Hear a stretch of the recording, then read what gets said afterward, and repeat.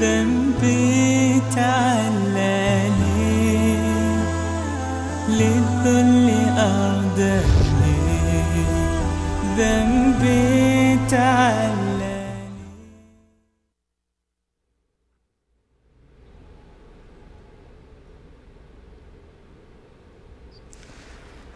بسم الله الرحمن الرحيم. الحمد لله رب العالمين، والصلاة والسلام الأتمان والأكملان على أشرف الأنبياء وإمام المرسلين نبينا محمد وعلى آله وصحبه أجمعين ومن تبعهم بإحسان إلى يوم الدين. بینندگان عزیز و گرامی شبکه جهانی وصال حق، سلام الله علیکم و رحمته و برکاته. امیدوار هستم هر جایی که هستید شاد و صحت و سلامت و خرم بوده باشید. برادران عزیز و خواهران گرامی، با برنامه زلال ایمان خدمت شما عزیزان هستیم. البته باز هم مثل همیشه مفتخرم که استاد سلیمانی عزیز را کنار خود دارم که لبخندهایشان توجه من را برای چند لحظه دور برد. خدمت جناب استاد از طرف خودم و از طرف بیننده های عزیز عرض سلام و ادب دارم. خسته نباشید استاد. سلامت باشید. بنده هم عرض سلام و ادب و احترام دارم خدمت شما سرور گرامی استاد رحیمی عزیز و همچنین همه بینندگان عزیز و ارجمند، و الله را شاکرم از اینکه در خدمت شما هستم و همچنان شاهد لبخندهای زیبای شما، و امیدوارم که در این لحظاتی که در خدمت شما بینندگان عزیز هستیم آنچه که مورد رضای الله متعال است در محفل ما بیان بشه. آمین ان شاء الله. بیننده های عزیز، البته در برنامه‌های گذشته زلال ایمان با ما بودید. ما در مورد سومین رکن از ارکان ایمان که ایمان به کتاب‌های آسمانی بود پرداختیم. در این باب دلایل ایمان به کتاب‌های آسمانی، اهمیت ایمان به کتاب‌های آسمانی و اینکه تعداد کتاب‌های آسمانی چقدر هست و در قرآن کریم و یا سنت صحیح نبوی صلی الله علیه و سلم برای کتاب‌های آسمانی چه نام‌های استعمال شده است. ما گفتیم که از نام‌هایی که برای کتاب‌های آسمانی استعمال شده است کتاب هست، الکتب هست، زبور هست و زبور هست و همچنان صحف هست. و سپس در مورد تفاوت ایمان میان ایمان به قرآن کریم و کتاب‌هایی که قبل از قرآن کریم هست، آیا یکسان می باشد یا ایمانش تفاوت می داشته باشد. ما از اینجا گفتیم که در اصل کتاب‌های آسمانی که از جانب الله متعال است، اصلشان ایمان ما یکسان است. اما اینکه این کتاب‌هایی که امروز ما می‌بینیم قبل از قرآن کریم مثل تورات و زبور و انجیل که تحریف شدن، محرف شدن، البته به جزئیات اینها کتاب‌های موجود فعلی ما نمیتونیم که ایمان بیاریم، بلکه ایمان به تحریف از او جزئی مؤمن بهی هاست. اما اصل کتاب که از جانب الله متعال نازل شده بوده بر پیامبران گذشته به او ایمان داریم. و همچنان دلایل تحریف را ما مختصرا ارائه کردیم. البته در برنامه بازسازی اندیشه استاد فاتح عزیز همراه با استاد سیقل تفصیلی روی تحریف این کتاب ها صحبت کردند و صحبت هایشان ادامه دارد. در این برنامه می خواهیم که روی ایمان به قرآن کریم بپردازیم، اما قبل از این که ما بریم روی خود قرآن کریم صحبتی داشته باشیم جا دارد ما کمی عقب‌تر بریم در مورد شخصیت صحبت بکنیم که کتاب بر او نازل شده، قرآن کریم بر او نازل شده، چون در قدیم و حالا هم تعداد زیادی از دشمنان اسلام شخصیت پیامبر اکرم صلی الله علیه و سلم را هدف قرار دادند. ما دیدیم که وقتی که قرآن بر پیامبر اکرم صلی الله علیه و سلم نازل شد، مشرکین قریش ایشان را ساحر و جادوگر و دروغگو و مجنون علیاذ بالله لقب‌های زشت دیگری دادند و یک تعداد آمدن گفتند که نه این کتاب را برش کسی تعلیم میده، کدام عالم مسیحی است که او برش تعلیم میده و پیامبر از اون نوشته میکنه و برای ما میخواند، چیزی وحی برش نشده. و امروز هم تعداد از گمراهان معاصر به این باور هستند که قرآن کریم یا همین کتاب الهی تخیلات و تصورات ذهن پیامبر است. یعنی ذهن پیامبر، عقل پیامبر بسیار عقل بالا و والایی است که توانسته است این جملات را تصور بکنه، تخیل بکنه و سپس ترتیب بندی کنه، در کتاب نوشته بکنه و برای ما به عنوان وحی تقدیم بکنه، در حالی که وحی نیست، تخیلات خودش است که خودش نوشته است. پس جا دارد که ما بریم کمی عقب‌تر در مورد شخصیت پیامبر اکرم صلی الله علیه و سلم، ذات پیامبر اکرم صلی الله علیه و سلم صحبت های داشته باشیم تا ببینیم که پیامبر اکرم صلی الله علیه و سلم چطور شخصیتی بودند، در چطور محیطی به دنیا آمدن، در میان مردمی که به دنیا آمد قبل از پیامبری آنها در مورد پیامبر چی دیدگاه داشتند، چی نظر داشتند و چرا یک سره بعد از بعثت، بعد از نزول قرآن کریم نظری آنها، دیدگاه آنها در قبال پیامبر اکرم صلی الله علیه و سلم با درجه 180 درجه تغییر میخوره و میآیند لقب های زشت دیگری را به پیامبر صلی الله علیه و سلم نثار میکنند. همانهایی که تا دیروز میگفتند محمد امین هست، محمد صادق هست، محمد را به این دو نام میشناختند، اما یک دم و یک سره آمدن گفتند که نه، پیامبر دروغگو هست.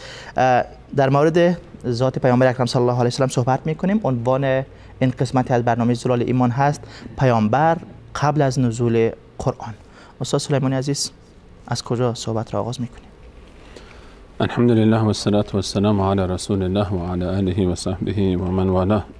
سخن گفتن درباره شخصی که بدون شک بهترین انسان تاریخ است، شخصی که در بین انبیای الهی بالاترین درجه و مقام را داره، در بین مخلوقات الله متعال بدون شک عزیزترین مخلوق الله تعالی است. سخن گفتن درباره این شخصیت بسیار مشکل هست، چون که انسان نمیدونه که از کجا آغاز بکنه. در این اقیانوس بیکران از صفات بارز این شخصیت عظیم انسان متحیر میمانه که از کجا و چگونه و به چه شکلی صحبت را آغاز کنه. اما به هر حال از قدیم گفتن آب دریا گر نتوان کشید، هم به قدر تشنگی باید چشید. درباره رسول الله صلی الله علیه و آله و سلم اگر بخوایم صحبت کنیم برز پوزش، بهتر است که ما اول از نسب شریف آغاز بکنیم که ببینیم که محمد مصطفی علیه السلام از کدام به هر حال قوم هست، از کجا هست و چه تاریخی داشته و فرزند چه افرادی است. به هر حال خانواده در تعیین شخصیت یک فرد بسیار مهم هست. و ما وقتی که بررسی میکنیم میبینیم که ما رسول الله صلی الله علیه و سلم نسل مبارکش میرسه به ابراهیم علیه السلام و ابراهیم علیه السلام هم شخصیتی است که شناخته شده است برای همه ادیان آسمانی، قابل احترام هست و حتی کسانی که الان هم شخصیتایی که الان هم منتسب به مسیحیت هستند و خود را پیرو تورات و انجیل میدانند و با اینکه ما اشاره کردیم که اینها تورات اون تورات حقیقی نیست و انجیل اون انجیل حقیقی و اینها هم پیروان و به هر حال متبعین حقیقی برای تورات و انجیل نیستند، با این وجود همه اینها اعتراف دارند به فضل ابراهیم علیه السلام. ما در قرآن کریم هم وقتی که میبینیم ابراهیم علیه السلام را متعال میفهمد وقتی که خانه کعبه رو داشت بنا میکرد دعا کرد در آیه 128 و 129 سوره مبارکه بقره. علیه متعال میفهمد که دعا کرد که ابراهیم و اسماعیل با هم داشتن میساختن که پروردگارا ربنا وجعلنا مسلمین لک، ما دو نفر رو تسلیم شده برای خود قرار بده و من ذریتنا امه مسلمه لک، از ذریه ما یک امتی که تسلیم شده باشن برای تو. و در آیه 129 باز دعا کردن که ربنا وابعث فیهم، در مردم این سرزمین مکه پیغمبری از خودشون مبعوث بکن. و رسول الله صلی الله علیه و سلم میفرمودن من نتیجه دعای پدرم ابراهیم علیه السلام هستم و بشارت عیسی علیه السلام در تورات و انجیل، بشارت عیسی علیه السلام در انجیل کلام متعال برای ما، برای رسول صلی الله علیه و سلم که ان شاء الله در برنامه در این باب بیشتر و تفصیلا صحبت خواهیم کرد، بشارت دادن به آمدن رسول صلی الله علیه و سلم. رسول الله صلی الله علیه و سلم از نسلشون به فرزند اسماعیل و ابراهیم علیه السلام هستند که ابراهیم جد بزرگ است و اسماعیل پسر ابراهیم علیه السلام هست. اسماعیل ذبیح الله که به قربانگاه رفت و قربانی شد و خیلی از امروز یهودیان تلاش دارن بگن که اسحاق ذبیح الله بوده نه اسماعیل، چرا که این فضیلت رو از رسول الله بگیرن. اونها سعی میکنن بگن که اسحاق برادر اسماعیل علیه السلام ذبیح الله اون بوده، اون به قربانگاه رفته و نه اسماعیل، تا به این شکل هم این فضیلتی که برای رسول صلی الله علیه و سلم هست و اسماعیل ازش بگیرن و همین که مراسم حج رو نسبت بدن به خودشون، چون بحث جمرات و قربانی و عید و قربان و همینا حول این محور این موضوع قربانی میگره و اسماعیل علیه السلام از ذبحی که انجام شد.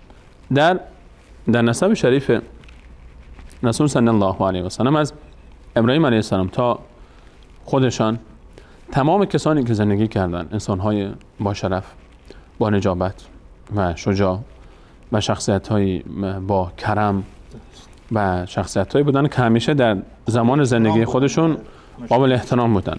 آنچه که در نسب ایشون به ما رسیده 21 نفر، از نسبشون تا عدنان، تا شخصی که به اسم عدنان هست، روایت امام بخاری ذکر میکنه تا اونجا ثابت هست این نسب که در کتاب‌های حدیث ذکر شده و کتاب‌های سیرت. از اونجا به بعد نسبشون تا اسماعیل علیه السلام برای ما دقیق افراد مشخص نیستن، اما خود این که نسب از اسماعیل علیه السلام هست روش اتفاق نظر هست. همه اتفاق نظر دارن که رسول الله صلی الله علیه و سلم فرزند اسماعیل و ابراهیم علیه السلام هستن و الله متعال در قرآن کریم میفرماید ملت ابیکم ابراهیم، حتی به فضل این که چون ابراهیم علیه السلام پدر بزرگوار رسول، جد بزرگوار رسول صلی الله علیه و سلم هستن، او رو جد امت هم مینامند، پدر امت هم مینامند. ملت ابیکم ابراهیم، شما فرزندان ملت پدرتون ابراهیم علیه السلام هستید. در نسبشون ما یک شخصیتی داریم به نام عبدالمطلب که این عبدالمطلب به هر حال ما نسب رسول صلی الله علیه و سلم باز وقتی که میاد پایین‌تر میرسه به کنانه و از کنانه باز میاد به قریش میرسه، از قریش باز بنی هاشم میرسه که هرچی پایین‌تر میاد اینها باز زبده هستن، یعنی بهترین ها هستن. از بین کسانی که زندگی میکردن کنانه بهتر بودن، از بین کنانه قریش از بقیه بهتر بودن، خوشنامتر بودن. از قریش باز بنی هاشم از بقیه همه خوشنامتر و معتبرتر بودن در بین خود قبیله قریش که در مکه مکرمه زندگی میکردن در اون لحظاتی که رسول صلی الله علیه و سلم به دنیا آمدن در قرن ششم میلادی. و بعضی پوزش ما در نسل رسول صلی الله علیه و سلم شخصیتی به نام عبدالمطلب داریم. عبدالمطلب پدر بزرگ رسول صلی الله علیه و سلم است، یعنی پدر پدرشون هست، پدر عبدالله. رسول الله صلی الله علیه و سلم فرزند عبدالله هستند و عبدالله فرزند عبدالمطلب است. عبدالمطلب شخصیتی بود که تمام قریش و تمام مردم مکه بهش احترام بسیار خاصی داشتند و از جمله فضایلی که برای این شخص ذکر میشه اینه که این شخص بعد از اینکه چاه زمزم رو اسماعیل علیه السلام به هر حال سبب شد تا به وجود بیاد و حکایتش مفصل هست و همه عزیزان میدانن، بعد از مرور زمان و گذر زمان جنگ هایی که بین قریش و اطرافیان قبیله های اطراف قریش، درگیری هایی که اتفاق میفته قبل از قریش بین قبیله جرهم که اولین ساکنین مکه مکرمه بودن، دشمنان آمدن و چاه زمزم رو پر کردن، به خاطر اینکه اینجا دیگه چاه زمزم مصدر رزق بود. آب مکه همین چاه زمزم بود و جایی که آب نباشه آبادانی نیست و آمدن به خاطر اینکه ضربه‌ای بزنن این چاه رو پر کردن، به شکلی پر کردن که اصلا گم شده بود، دیگه پیدا نمیشد و خیلی دچار مشکل شده بودن مردم مکه برای دست یافتن به آب و گرچه آب رو از جاهای دیگه سعی میکنن به سختی تحمل بکنن و سختی رو تحمل بکنن و به دست بیارن. و وقتی که از مکه اون زمان صحبت میکنیم در یک روستا هست، یعنی الان شاید بعضی فکر بکنن مکه الان 5 میلیون نفر بگن خب آب از کجا می آوردن، مکه اون زمان همشون شاید چند صد نفر بیشتر نمیشدن. و اما یک شبی عبدالمطلب خوابیدید که در حتیم این محل سنگ نیم دایره‌ای که کنار کعبه است و جزء کعبه بوده یک وقتی، این خوابیده و یکی در خواب بهش گفت برو فلانجا رو بکن. گفت چی از اونجا؟ اسمی گرفت. چند تا این خواب چند بار تکرار میشه و هر بار برای زمزم یک اسمی استفاده میشه. 4 بار خواب دید، هر بارم یک اسمی براش استفاده شد. بار 4م زمزم نامیده شد. گفت چی رو بکنم؟ گفت برو بکن فلانجا. توجه نکرد. دوباره که خوابید فرداش اونجا دوباره همین خواب رو دید. بار 3م، بار 4م. در بار 4م بهش گفته شد فلانجا لانه مورچه‌ای هست، مرغ نوک میزنه اونجا، اینا نشانه هایی که بهش گفته میشد و اونجا زمزم هست. و قریش خیلی وقت بود، چند شاید 100 سال بود، بیشترش بود که این چاه رو گم کرده بود و نمیدونست کجاست. و خب امکانات امروز هم نبود که بخوان بکنن و کندن هم کار آسانی نبود. اونجا در سرزمین مکه که یک سرزمین کلا سنگلاخ هست، در کوه هست. خلاصه اینکه شروع کرد با پسرش حارس، یک پسرم بیشتر نداشت عبدالمطلب اون موقعی که شروع کرد به کندن اینجا، و شروع کردن به کندن و کندن. قریش زیاد اهتمامی نمیدادن، میخندیدن. پیرمردی حالا کی میتونه بعد صدها سال زمزم رو پیدا بکنه؟ زمزم یک مدتی بود و خشک شده و رفته. بعد از اینکه خاک مقداری رطوبت داشت، چاه، حالا کسانی که با کندن چاه آشنا هستن، چاه وقتی که به آب میرسه خود به خود این خاک دیگه کم کم نرم میشه و رطوبت داره تا جایی که خیس میشه دیگه. کم کم اون قسمت آخر دیگه آب رسیده به آب. به این حالت که رسیدن دیدن که نه، واقعا این شوخی نمیکنه، این دفعه جدی داره به آب میرسه. آمدن و گفتن که عبدالمطلب، ما هم به هر حال در این آب سهم داریم. این آب مال همه اهل مکه بوده و جد ما هم اسماعیل جد ما هم هست و ما هم از قریش هستیم و ما هم از نسل او هستیم و ما هم در این سهم داریم.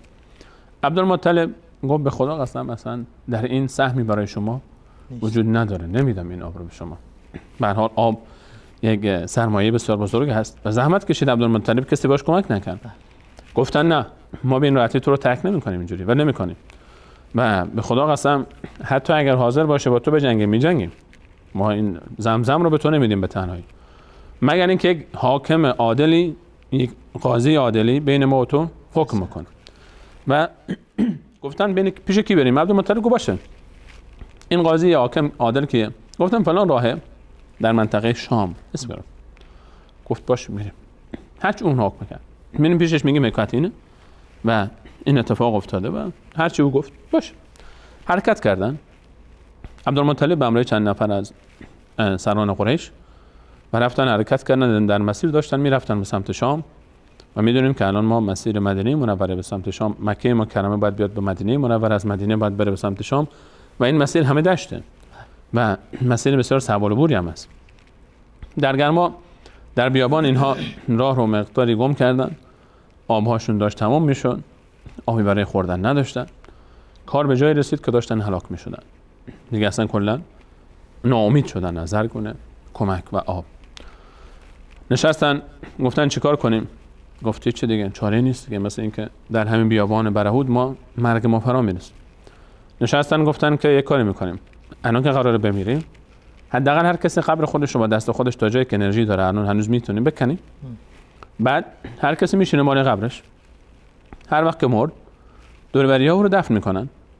حداقل اینطور بهتر از اینه که ما خوراک مرغ‌ها بشیم و حیوانات بشیم. دفن میشیم، نفر آخری که میمونه از ما که بقیه رو دفن کرده و اون خودش هنوز مانده، اون دیگه قبری نداره.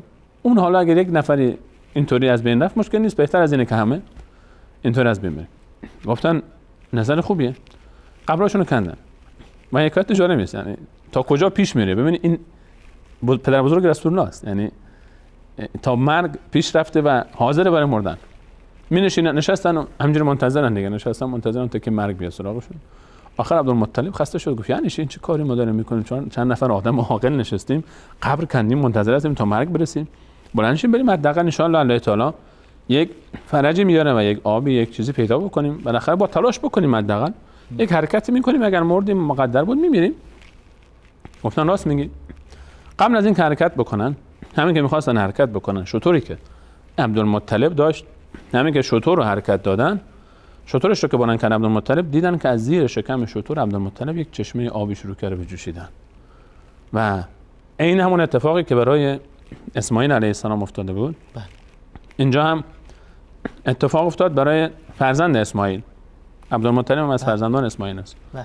و بسیار خوشحال شدن. الان اینا دیگه قطع امید کردن، قبراشون هم کنده بودن، همه چی آماده بود، نقشه حتی دفنشون هم کشیده بودن و شروع کردن از این آب خوردن، مشکاشون رو پر از آب کردن، خوشحالی کردن، سر روی شستن.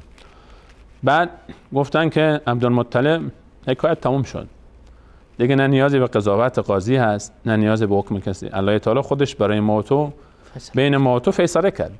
کسی که اینجا در این بیابان این گونه به تو آب داد که ما رو هم نجات داد، زمزم رو هم همون به تو داده و ما دیگه درباره زمزم با تو بحثی نداریم. برگشتن. اینطوری بود که زمزم احیا شد. این اتفاق یک چند سالی قبل از تولد رسول صلی الله علیه و سلم اتفاق افتاده که از نکات مهم و قابل تأملی است که در باره شخصیت رسول صلی الله علیه و سلم حتی قبل از تولد اینا همه بشارت ها و اشاره ها است که یعنی این انسان، این خاندان، آن عبدالمطلب یک شخصیتی به حال این کرامت است. بدون شک این کرامت نشان از یک فضل و بزرگی داره. خود همین احیا شدن دوباره زمزمی که قرن هاست از بین رفته خودش یک کرامت و یک فضیلت است. ما میدونیم که زمزم را الله متعال یک هدیه داد به اسماعیل علیه السلام و رسول الله صلی الله علیه و سلم فرمودند که این یادگار ابراهیم اسماعیل است و بال جبرائیل خورده به این زمین تا این آب جوشیده و از زمزم و لما شرب له. زمزم برای هر نیتی که نوشیده باشه به همون نیت کفاف میده و بسیار آبی است که مبارک است و بهترین آب روی زمین است، شکی درش نیست. و بعد در قبل از تولد رسول صلی الله علیه و سلم نکته دیگه که مهم هست ما باید مد نظرمون باشه اینه که در سال تولد رسول صلی الله علیه و سلم یک اتفاق بسیار بزرگ هم باز افتاد. این بار باز هم در نزدیکی های خانه رسول صلی الله علیه و سلم که هنوز به دنیا نیامده، خانه پدر بزرگش عبدالمطلب. و میدونیم که عبدالمطلب این شخص خودش پردهدار کعبه هم بود، یعنی کعبه خود مسئولیت کعبه و پردهداری و میهمان نوازی و همه آب دادن و کسانی که میومدن برای زیارت کعبه، خب کعبه اون موقع وجود داشت. گرچه در کعبه بت پرستی بود، گرچه در کعبه توحید ابراهیمی منحرف شده بود، اما به عهده خاندان رسول صلی الله علیه و سلم با اجدادش بود. درست. در کعبه اتفاقی افتاد که یک شخصی در یمن مسیحی بود. ما الان از داستانی صحبت میکنیم که سال تولد رسول صلی الله علیه و سلم اتفاق افتاده و اون سال به این نام معروفه. سالی که رسول الله به دنیا آمد، یعنی 40 سال قبل از بعثت و 53 سال قبل از تاریخ هجری. 53 سال قبل از تاریخ هجری سال تولد رسول است. این سال بین عرب اسم عام الفیل معروف است. سال فیل. سال فیل. بله. و چرا بهش میگن سال فیل؟ حکایتش در سوره فیل ذکر شده. الم تری کیف فعل ربک باصحاب فیل. اصحاب فیل یا همون یاران فیل در سوره فیل در قرآن کریم هم ذکر شده و یک ابرهه نامی بود، یک مسیحی در یمن که این رونق مکه و تجارت هایی که به مکه میشد رو نداشت، چشم دیدنش رو نداشت. درست. ما میدونیم که خب به هر حال مکه، وجود کعبه در مکه مکرمه و یک عبادتگاه بود و در طول تاریخ خیلی ها به زیارت میرفتن. قبل از این که اصلا موضوع حج از زمان ابراهیم علیه السلام وجود داشت و حج مال رسول الله نیست. این حج از زمان ابراهیم علیه السلام بود و در طول تاریخ اتفاق میافتاد. حتی قبل از رسول الله مشرکین حج میکردن، قبل از تولد ایشون حتی. اما خب تحریف کرده بودن حج رو، یک چیزهایی بهش اضافه کرده بودن، شرکیات آورده بودن، حتی در خود تعبیرات، در تعبیر شعار اصلی حج که لبیک اللهم لبیک است، در این هم دستکاری کرده بودن. المهم این که اینها، این شخص که یک مسیحی بود، چشم دیدن رونق کعبه و تجارتی که میشد مکه و مکه‌ای که نه آبی داشت آنچنان، یک زمزم بود که اونم چه گفتیم چندین سال بود که گم بود و نه کشاورزی داشت و نه آنچنان دیگه ثروتی داشتن مردمش، اما رونق داشت بسیار از تجارت، از همین وجود کعبه. خواست که این رو منتقل بکنه به یمن. یعنی این رونق رو میخواست که مردم رو متحول بکنه از اینجا، این زیارت ها، این تجارت ها همه برن به سمت یمن. یک کعبه به قول خودش درست کرد، عبادتگاهی به اسم قلیس. بعد آمد و مردم رو دعوت کرد به حج اون قلیس در مقابل کعبه. خیلی هم با زینت و با شکوه و خیلی جای با صفا و میهمان نوازی های آنچنانی و حالا به اسم تعبیرهای امروزیمون یک اصلا قلیس VIP درست کرده بود دیگه. خیلی همچین میهمان های ویژه داشت و رسیدگی میکرد. دید هیچ کسی تحویل نمیگیره، یعنی نمیان مردم. بعد تا جایی که حتی یکی از بچه‌ای که در مکه هم بود، یک روزی به هر حال از بادیه نشینای مکه زورش اومد و رفت اونجا، گفت خب حالا تو در مقابل کعبه ما میخوای یک چیز دیگه درست بکنی، کعبه دیگه. رفت اونجا و بالا تشبیه داخل اون قلیس به هر حال اونجا رفت و قضای حاجت کرد و این خشم این ابرهه رو برانگیخت. حالا یکی از اسبابش این بود و دلایل مختلف دیگری. و تصمیم گرفت که کعبه رو از بین ببره.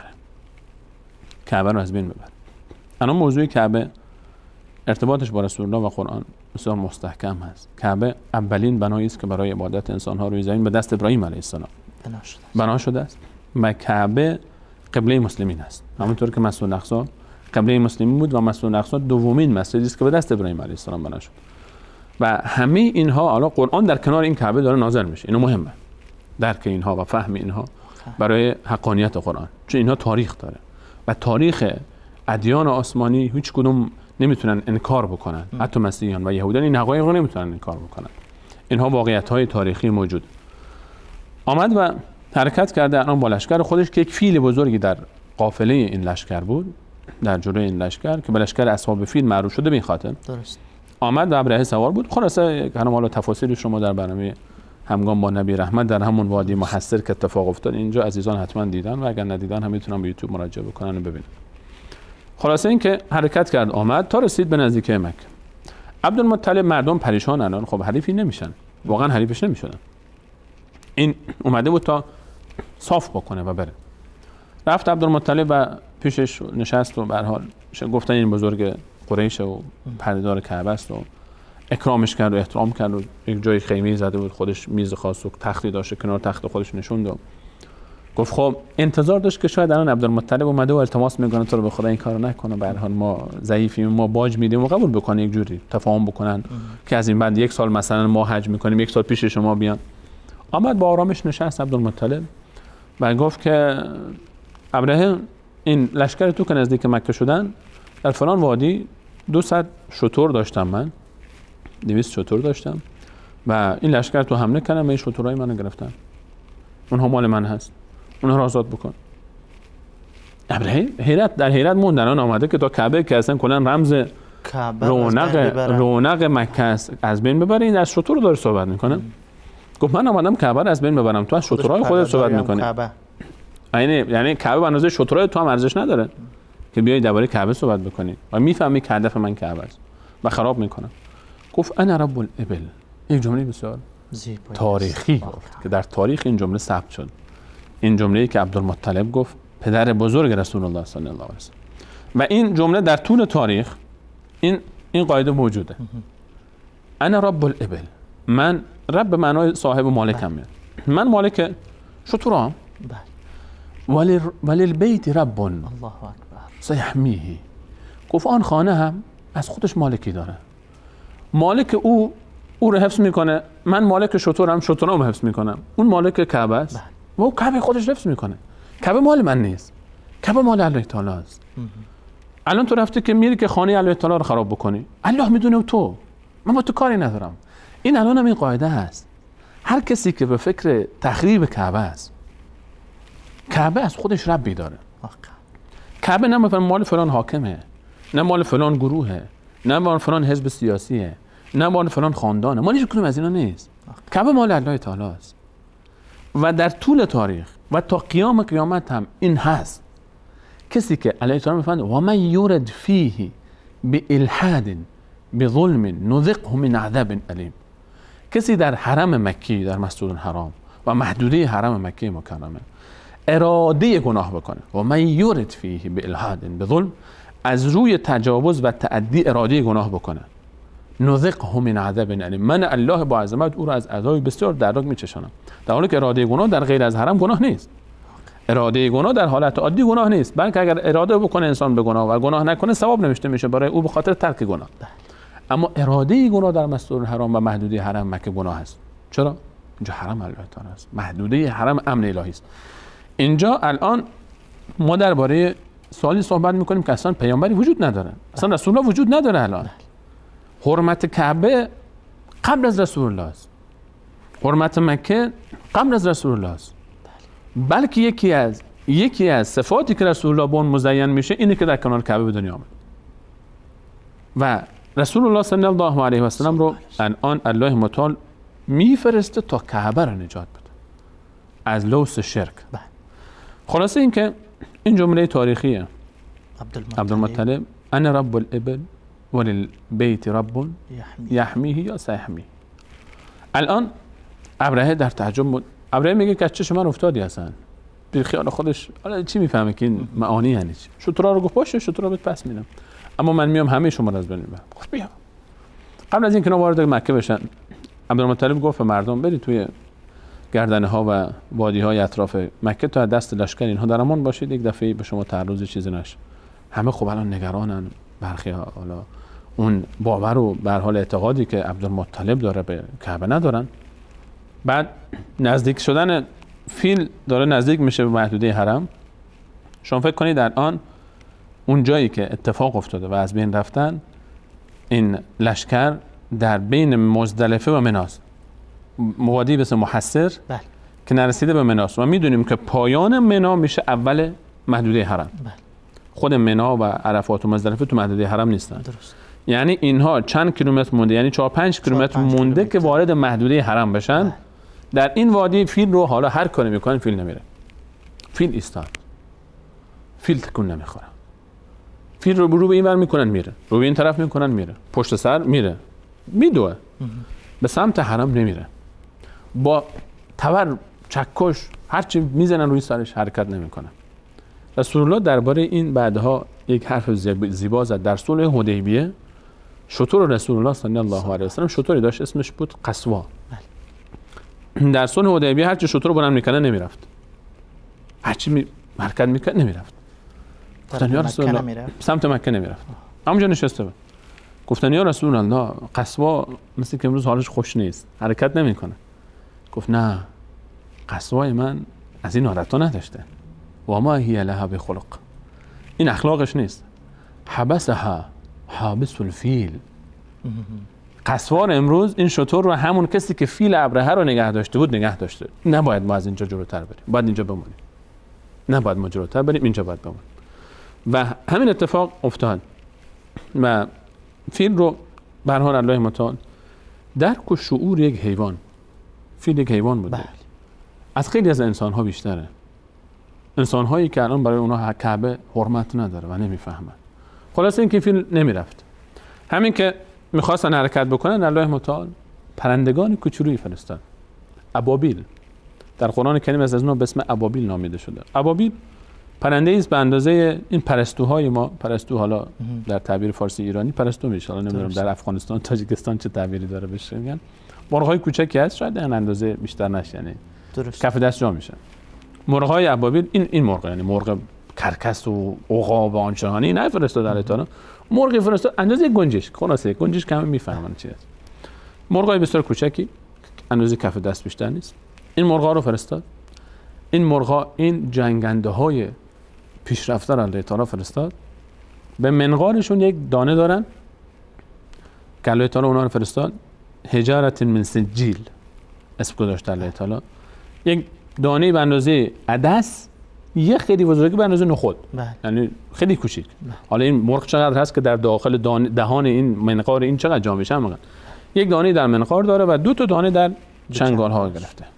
3 تا موشک، الان بگیم اتم، مثل اتم خطرناکتر از اتم، چون الله تعالی اینها رو هر کدوم برای هر کدوم از این دانه ها مثل یکی شخص مشخصی از این لشکر روش نوشته شده. اصلا جی پی اس مشخص دقیق میزنه وسط هدف، از قبل تعیین شده. این دیگه جی پی اس بشر هم نیست که خطا بکنه، مال الله تعالی دقیق میخوره اونجایی که باید بخوره. اینها آمدن، مرغ حرکت کردن، آمدن در آسمان پر کردن لشکری که چند هزار نفرن.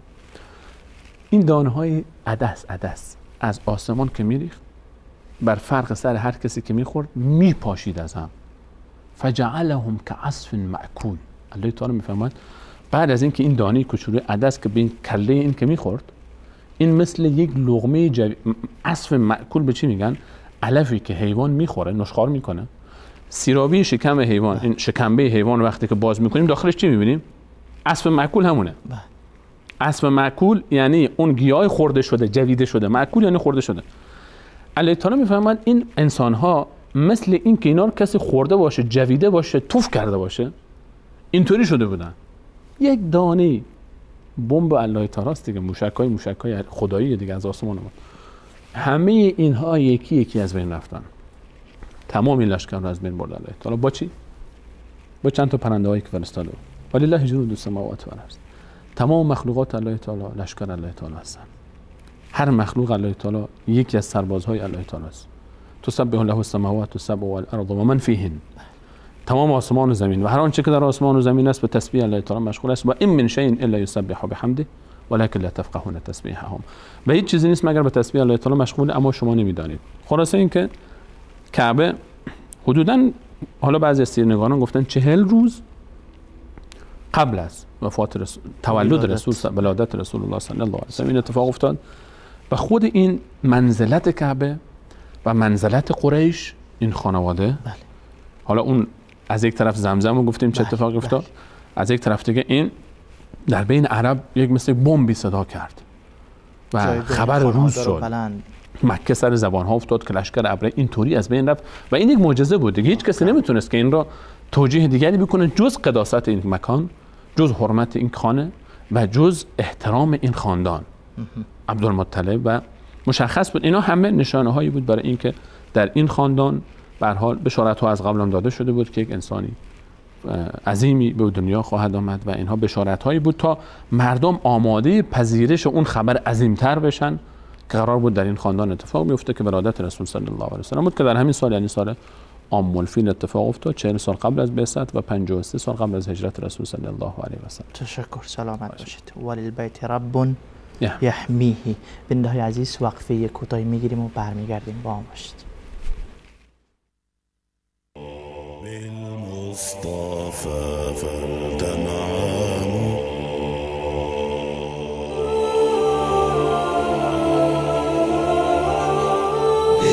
بالمصطفى فلتنعم بمدحه ترنم بالمصطفى فلتنعم بمدحه ترنم أحلى الورى طه حبيبي صلوا عليه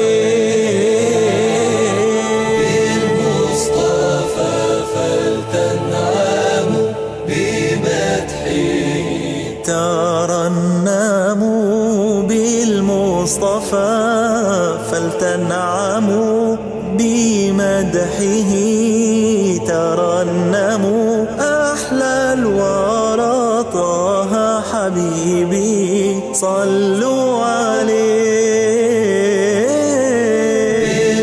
بالمصطفى فلتنعموا بمدحه ترنموا أحلى الورى طه حبيبي صلوا عليه هو رحمة للعالمين وأجل كل المرسلين الصادق الوعد الأمين صلوا عليه صلوا على رسول الله خير العباد صلوا على رسول الله خير العباد أحلى الورى طه حبيبي صلوا عليه يهفو لنا يا سعدنا يشتاق لقياه بنا أواه فاض حنيننا صلوا عليه رسول الله خير العباد صلوا على رسول الله خير العباد أحلى الورى صلوا عليه بالمصطفى فلتنعموا بمدحه ترنموا أحلى الورى طه حبيبي صلوا عليه بمحمد قلبي أضاء يا رب فامنن باللقاء من حوضه أرجو ارتواء بين يديه صلوا عليه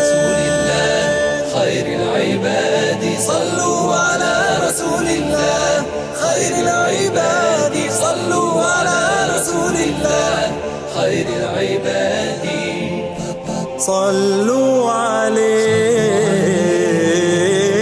بالمصطفى فتنعم بمدحه دارنا. صلوا على رسول الله خير العباد، صلوا على رسول الله خير العباد،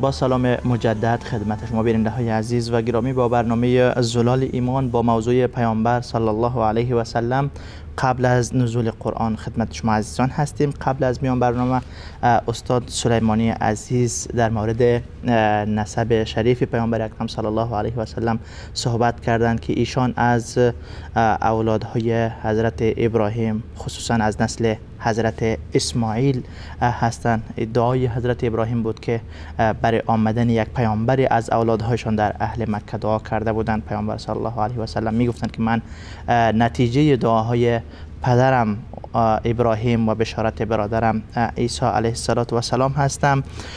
و سپس در اجداد پیامبر صلی الله علیه و سلم، کسانی که از پیامبر صلی الله علیه و سلم گرفته تا عدنان و سپس تا ابراهیم، کسانی که آمدن هر کدام آنها در زمانه خود در میان اقوامشان، در میان خاندانهایی که زندگی میکردن، اشخاص محترم بودن، صاحب احترام بودن، صاحب رأی بودن، مردم به حرفهایشان گوش میکردن که آخرین جدشان عبدالمطلب بود که عبدالمطلب هم در میان قریش از سرانی بود که قریش به حرفهای او گوش میدادن.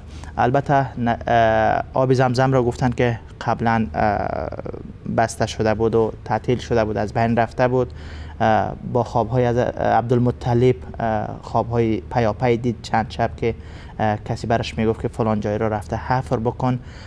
بالاخره اون جا را حفر کرد و زمزم دوباره بیرون شد. یکی از کراماتی بود که بالای خاندان پیامبر اکرم صلی الله علیه و سلم جاری شد. و کرامت دیگری آمدن ابرهه برای از بین بردن مکه معظمه که آن را هم الله متعال این دسیسه او را، این تلاش شوم او را خنثی کرد و با تمام لشکریانش توسط پرنده های به نام ابابیل با موشک هایی که میانداختن از نخود، البته مثل نخود بودن، به اندازه نخود، قسمی که استاد اشاره کردن، آیت قرآنی به آن اشاره میکند، از بین رفتن.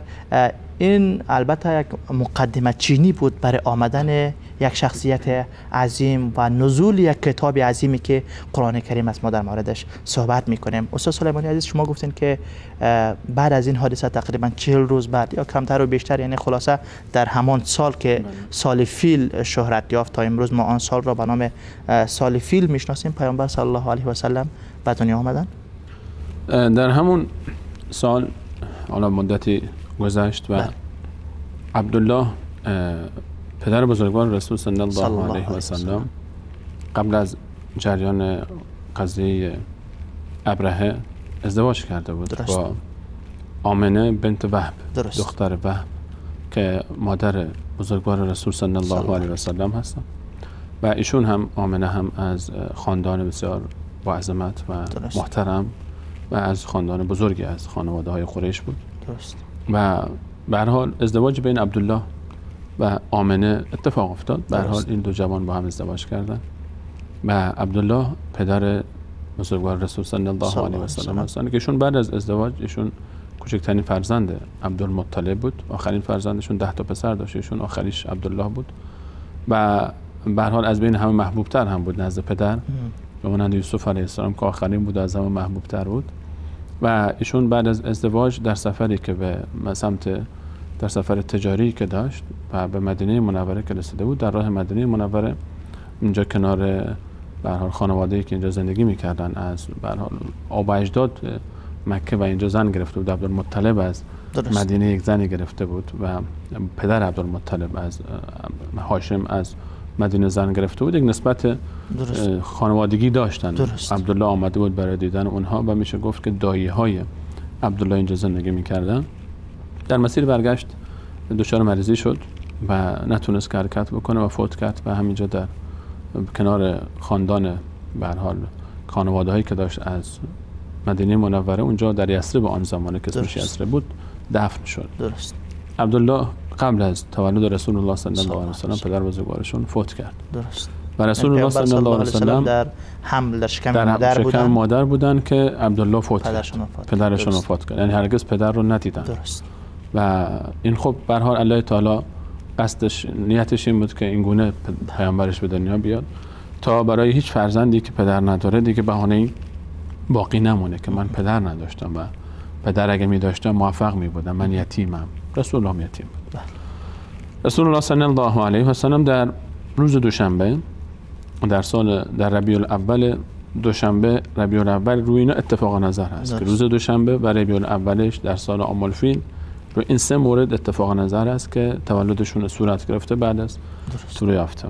و اما درباره روزش که چه روزی بوده از ماه ربیع الاول اختلافی بین به هر حال اهل سیرت و اهل حدیث هست که بعضی ها قول مشهورتر 12 هست و قول 9 هم بعضی ها گفتن، 7 هم بعضی ها گفتن و این روایت ها به هر حال روش قیل و قال هست. بعضی ها 9 رو ترجیح میدن، بعضی ها 12 رو ترجیح میدن.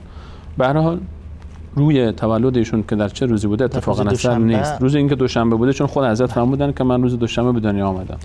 روز دوشنبه هم تولد ایشون بوده هم وفات رسول الله صلی الله علیه و سلم هم دوشنبه بوده. روی اینکه وفات رسول الله هم در 12 ربیع الاول بود اتفاق نظر هست چون ایشون وقتی که وفات کردن خب پیامبر امت بود و همه یادشون به چه روزی بود. اما اینکه آیا همون 12 ربیع الاول که وفات ایشون بوده روز تولد ایشون هم هست روی این اتفاق نظر نیست چون که اون موقعی که این جوان این فرزند به دنیا آمد این کسی نمیدونست که این به هر حال حتی مادرش هم یک بشارت‌هایی به او آمده بود اما دقیق نمیدانست که واقعا چه اتفاقی خواهد افتاد و به همین خاطر اختلاف به این خاطر وجود داره که روز 12 است. اما روز وفات 100% شک نیست که روز وفات 12 ربیع هست و اگر کسی مثلا جشن میخواد روز ربیع الاول 12 ربیع الاول بگیره پس بعد پاسخ بده که روز وفات رو شده رو جشن میگیره یا تولد رو، در حالی که روی وفات اتفاق نظر است روی تولد اتفاق نظر نیست. به هر حال روز تولد رسول الله صلی الله علیه و سلم رو آمنه خودش تعریف میکنه که من مادر رسول الله صلی الله علیه و سلم اصلا در دوران حمل هیچ متوجه هیچ گونه مشکلی در حمل نشدم. خب طبیعتا دوران حمل برای خودش مشکلات خاص خودش رو داره، برای خانم ها و برای سختی های خودش رو داره. آمنه میفرماید که من اصلا متوجه نشدم، یعنی از این فرزند نازنینم هیچ احساس نمیکردم. خوابها و بشارت هایی میدید آمنه که من این خوابها گفته میشد که این فرزند تو به دنیا میاد و اتفاقات بزرگی میفته و این فرزند مبارک خواهد بود. این همه بشارت هایی بود و یک خوابی دید که بر فرزندی نوری از او خارج میشه. در خواب دید که نوری از آمنه خارج میشه که از ضوء این نور و در پرتو این نور قصرهای شام رو داره میبینه و قصرهای شام روشن میشه در اون منطقه. و این خواب بسیار براش عجیب بود که این فرزند میفهمید که این فرزند یک فرزند عادی نخواهد بود. به هر حال روز تولد رسول صلی الله علیه و سلم ایشون به دنیا آمد پاک و پاکیزه و به هر حال رسول الله صلی الله علیه و سلم درباره تولدشون و اتفاقاتی که افتاده روایت‌های زیاد است که به هر حال ما به خاطر اینکه خیلی هاشون روایت صحیحی نیستن زیاد به اون اشاره نمی‌کنم، مد نظر ما نیست. مهم اینه که رسول الله صلی الله علیه و سلم که به دنیا آمدن یک رسمی در بین عرب بود. وقتی به دنیا آمدن در خانه ابوطالب عمویشون به دنیا آمدن. درست. خانه ابوطالب عموی ایشون الان فعلا هم هنوز اون مکان حفظ شده و وجود داره در مکه مکرمه. عزیزانی که میرن مکه مکرمه من پشت بین مسعی و صفا و مروه، سالن صفا و مروه اون طرفتر یک کتابخانه‌ای هست الان به اسم مکتبه مکه المکرمه معروف است. اونجا زادگاه رسول صلی الله علیه و سلم است که خانه ابوطالب بوده. درست. و رسول الله چون عبدالله فوت کرده بود آمنه دیگه وقتی که به هر حال شب وضع حمل بود به خانه ابوطالب رفته بود و اونجا ابوطالب عموی رسول صلی الله علیه و سلم خب به هر حال برادر شوهر آمنه هم بود کنیزش رو فرستاده بود سویبه که اونجا باشه و به هر حال در داخل خانه بودن، خودش بیرون در کنار کعبه بود که خبر بشارت بهش رسید و ابولهب کنیز ابولهب هم اونجا بود، ابو طالب خودش اونجا بود و یک شخص دیگری هم در کنار تولد رسول صلی الله علیه و سلم در کنار آمنه بود که ام ایمن نام داره، زنی که معروف است در سیرت، نامش همیشه ذکر میشه. ام ایمن کنیزی بود که کنیز عبدالله بود و اون بعد از وفات عبدالله در کنار آمنه همچنان ماند و تولد رسول صلی الله علیه و سلم یکی از کسانی بود که تا آخر حیات رسول الله هیچ وقت رسول الله رو ول نکرد. ام ایمن معروف است. بعدها که رسول الله بزرگتر شدن ایشون رو آزاد کردن و بعد ام ایمن با زید بن حارثه پسرخوانده رسول صلی الله علیه و سلم ازدواج کرد که مادر اسامه ابن زید است ام ایمن. بعد از اینکه رسول الله صلی الله علیه و سلم به دنیا آمدن، حالا نامگذاری ها و بشارت ها به جای خود، ابولهب سویبه بهش خبر داد عموی رسول الله بود و اون موقع مشکلی نداشت با رسول الله. ابولهب از خوشحالی ابولهبی که بعداً دربارش سوره نازل میشه و عموی رسول الله است و به دشمنی با حق میپردازه، بزرگترین دشمن پیامبر میشه از خاندانش. این ابولهب از خوشحالی تولد محمد علیه السلام سویبه‌ای که بهش بشارت تولد فرزند عبدالله رو داده بود آزاد میکنه. سویبه رو آزاد کرد ابولهب. اینا همین نشان از این داره که دشمنی با رسول الله دشمنی با حق بوده است، نه با شخص رسول الله. در خود رسول الله هیچ نقطه ضعفی کسی نیافت در طول تاریخ. فانهم لا یکذبونک ولكن الظالمین بآیات الله یجحدون قد نعلم انك یضیق صدرک بما یقولون. الله تعالی فرمودن میدونم که دل تو به خاطر حرفایی که میزنم ناراحت میشه، تنگ میشه. فانهم لا یکذبونک، اینا توی محمد تکذیب نمیکنن، به تو کاملا اعتماد دارن، از چشمشون بیشتر به تو اعتماد دارن. اما اینها ظالمایی هستن که آیات الله رو قبول نمیکنن. مشکل اینها با رسول الله نبود. الان هم همه کسانی که به بهانه طعن در رسول الله میخوان در کتاب الله تعالی طعن بزنن که رسول الله اینطور بوده، اینا هدفشون رسول الله نیست. خوب میدانن که محمد کیست. الذین آتیناهم الکتاب یعرفونه کما یعرفون ابناءهم. کسانی که اهل کتاب بودن خوب میشناسن محمد رو، همونجوری که پسرانشون رو خوب میشناسن، بچه خودشون رو خوب میشناسن و یقین هم داشتن که پیامبره. اما مشکلشون چی بود؟ اونها آیات الله تعالی رو کتمان میکنن و مشکلشون با قرآن کریم و دین الله تعالی است. رسول الله طفلی است، در مکه مکرمه زندگی میکنه. عادت مردم مکه بر این بود که می اومدن طفلهای خودشون رو میسپاردن به قبیله های اطراف. به چند دلیل. چون زبان عربی اونها فصیح‌تر بود، فصیح‌تر صحبت میکردن. یکی. دوم میخواستن در منطقه‌ای که آبادتر، سرسبزتر، در طبیعت آزادتری باشه زندگی بکنن. به هر حال اون موقع مکه یک شهر حساب میشد، گرچه الان برای ما یک روستا حساب میشه، اما اون موقع به نسبت جای دیگه یک شهر حساب میشه. این جمله قبیله‌هایی که زیاد می اومدن از طائف زیاد می اومدن و مکه چون فاصله طائف تا مکه بیشتر 100 کیلومتری الان فعلا با جاده فعلی 100 و چند کیلومتر بیشتر نیست، 80 کیلومتر حتی میرسه بعضی مسیرها. می اومدن به مکه و در مقابل یک پولی، اجرتی، یک مالی میگرفتن، بچه رو برمی داشتن میبردن، بعد 2 سال اونجا شیر میدادن و بچه بزرگ میشد، دوباره می آوردن. هم مردم مکه راضی بودن، بچه به هر حال آزادتر بود، اونجور راحت‌تر بود، مکه خیلی گرم بود، اونجا آب و هوا بهتر بود، همین که اونها یک چیزی پیدا میکردن، یک درآمدی داشتن. من جمله از کسانی که در اون سال بعد از تولد رسول صلی الله علیه و سلم مدتی گذشته و الان از طائف یک گروهی آمدن از منطقه‌ای به نام بنی سعد. در طائف قبیله‌ای به نام بنی سعد یک جای زندگی میکنن، یک روستایی که هنوزم یک روستایی بسیار زیبا و قشنگ است که ما در برنامه نبی رحمت برای عزیزان به تصویر کشیدیم و رفتیم اونجا، از اونجا این موضوع رو داستان رو به شرح و تفصیل صحبت کردیم.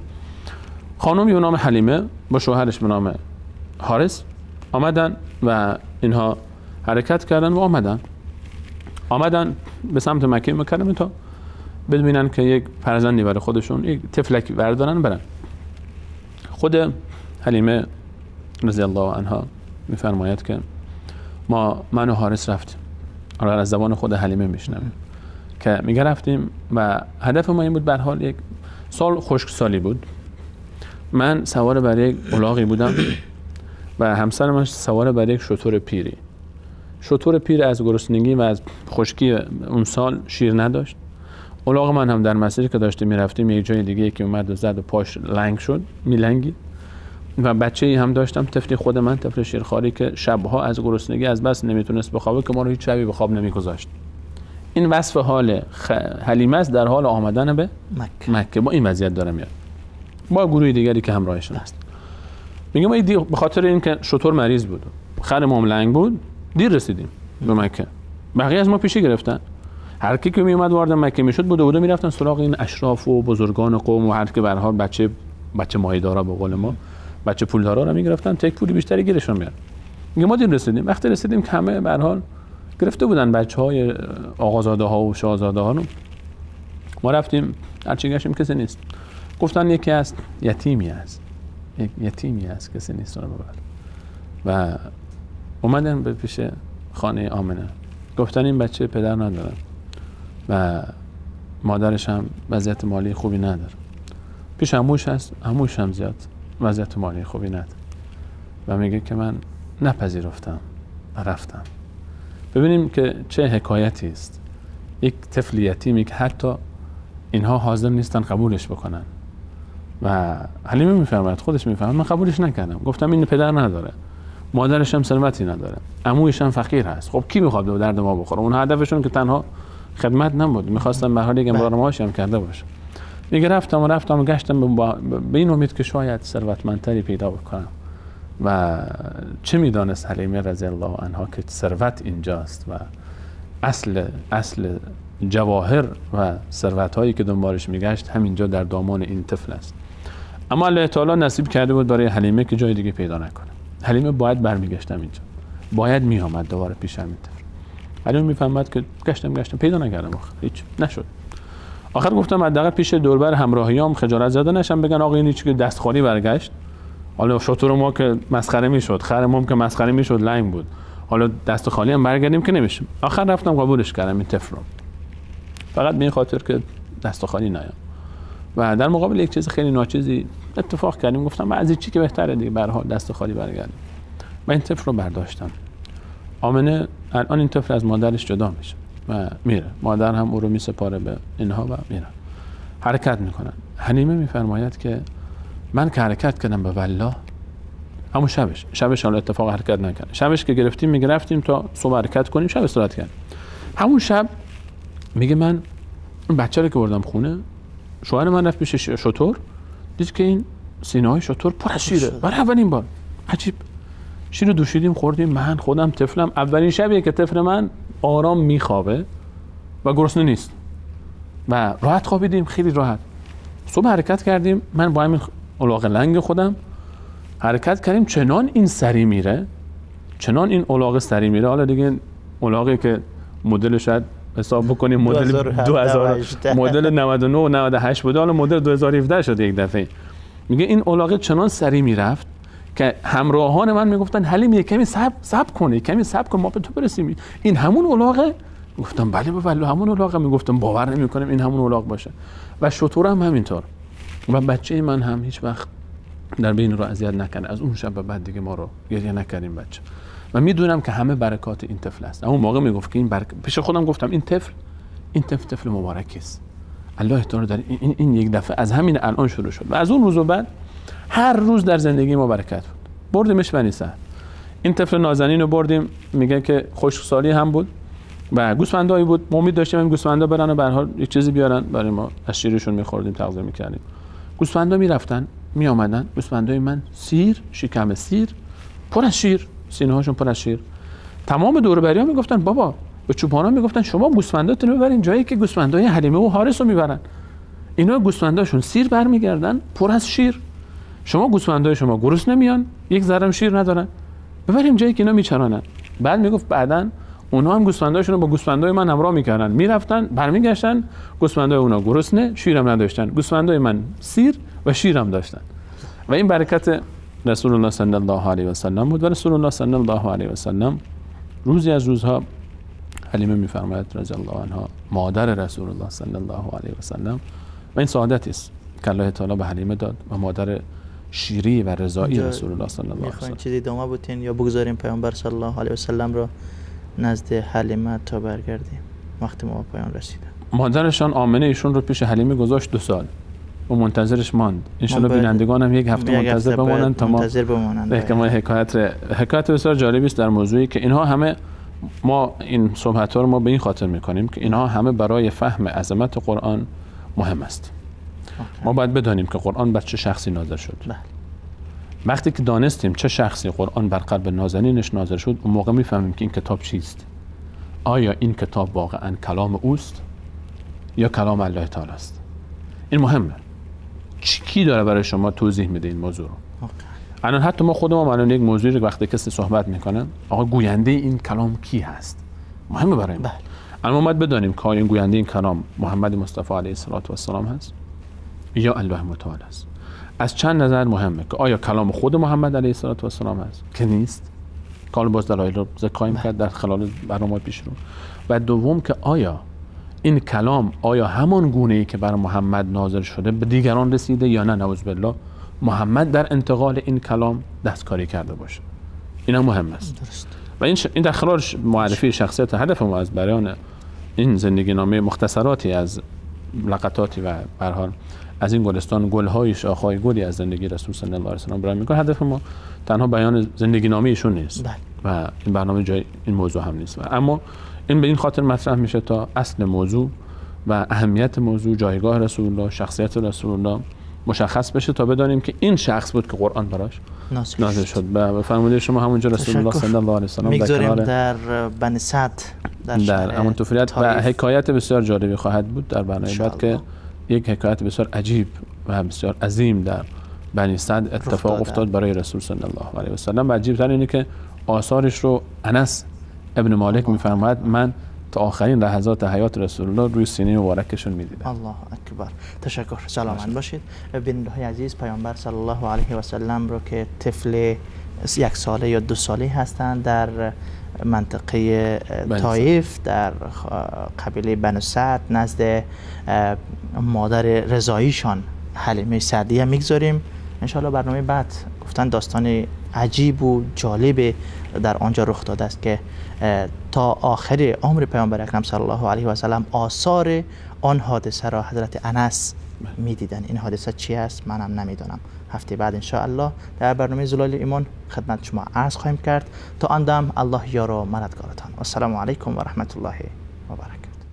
من قلبي الحيران ناديت يا منان وغمرني بالغفران وزدني إيمانا.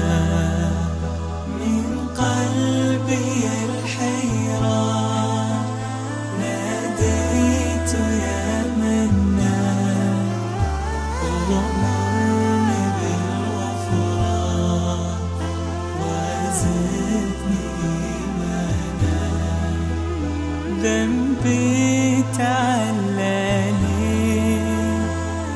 للذل أرداني. ذنبي تعلاني